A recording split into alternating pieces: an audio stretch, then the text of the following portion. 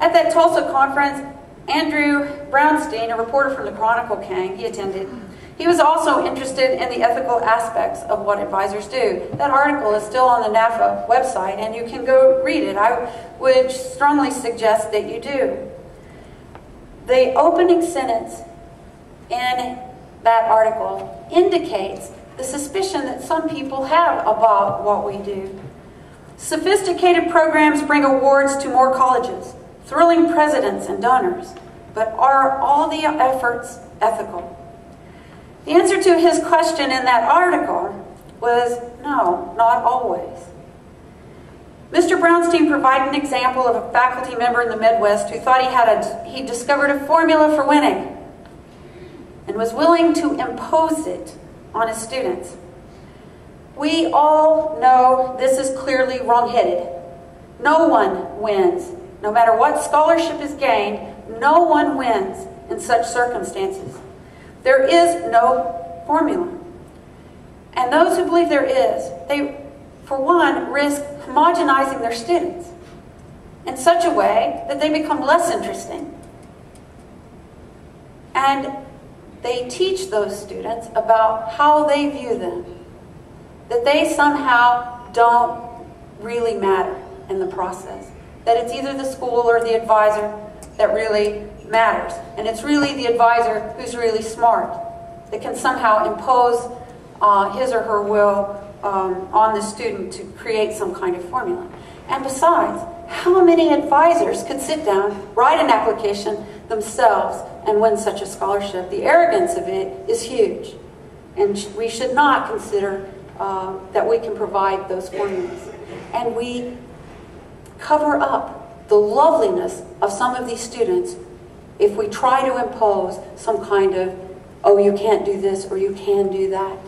Then the wonderful student who had dreadlocks since the 8th grade, who has the same energy that her hair reflects, is somehow excluded from the process and is no longer a Truman Scholar. If we cut that person out because of those things, we need to celebrate, truly celebrate, diversity and individuality in our students. We were charged with creating a code of ethics. Beth Powers and I chaired a committee of 10 people, and that code is on the website as well. I hope that all of you have printed that code off and look at it on a regular basis. I certainly hope that everyone has read it. It's not an text.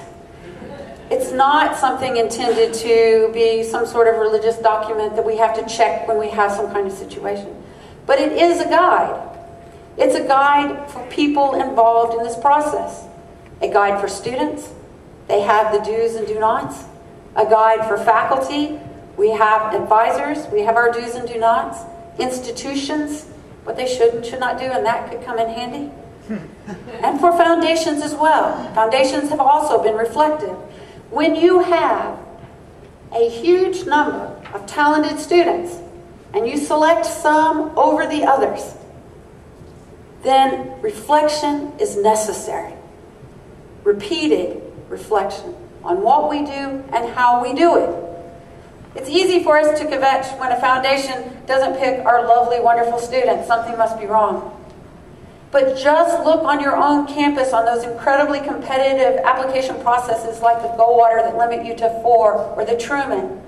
How many of you in recent years have eliminated students and previous years might have won? We all need to reflect on the process. Make sure we're consistent. Think about how we do it, what we're doing, and why we're doing it, and how the student benefits in the process. We have responsibilities, ethical obligations to our various communities, but also to society as a whole. This is also stated on our website. The code outlines the basics. It's intended as a guide, not as law. There's no watchdog to punish us if we in some way violate the code. But we know if it doesn't feel right.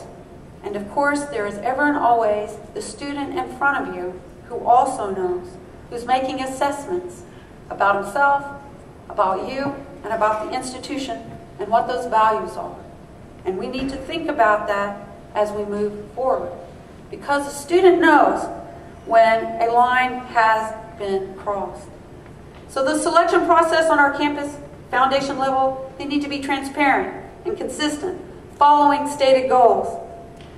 At the Mitchell reception, the Minister of Education, Rory Quinn, said something about Ireland, pertaining to Ireland, that I think applies to us all as well. Honesty is the pathway to prosperity. If we approach the things that we do in an honest way, in our dealings with the student, in our dealings with foundations, with each other, and with our bosses and our institutions, then finally we will prosper. It may take a while. It may take some understanding on the part of these various groups. But we will individually prosper, and as an organization, NAFA will prosper. The NAFA code doesn't outline what we should do in every situation that challenges us, but it does point to core values that we have all agreed by voting on the code that we share. Those values are integrity, collaboration, respect, and fairness. And we should treat all those involved in this process with collaboration, integrity, respect, and fairness. Whether it's the student, the foundation we're talking to, or our peers, our institutions. If we situate the issues that trouble us in this context, then we will arrive at solutions that we can feel good about, that we can defend, that won't wake us up in the middle of the night. In the conference proceedings Beyond Winning, Louis Blair wrote an article called "Have a Winner Every Time." Ooh, that sounds so fun.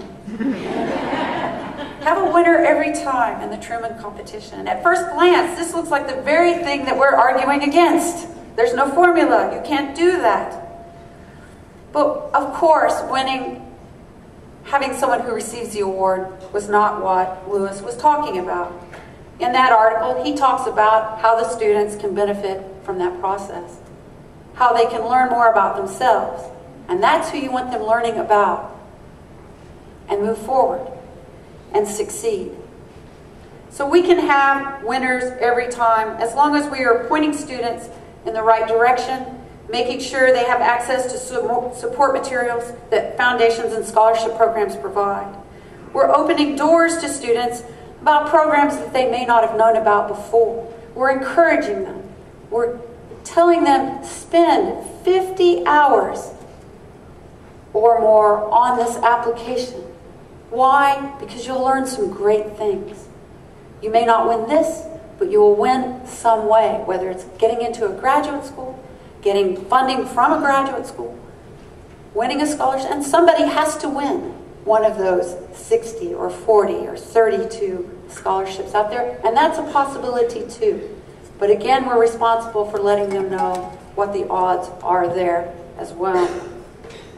In keeping this code, we really help students win, whether they receive a particular scholarship or not.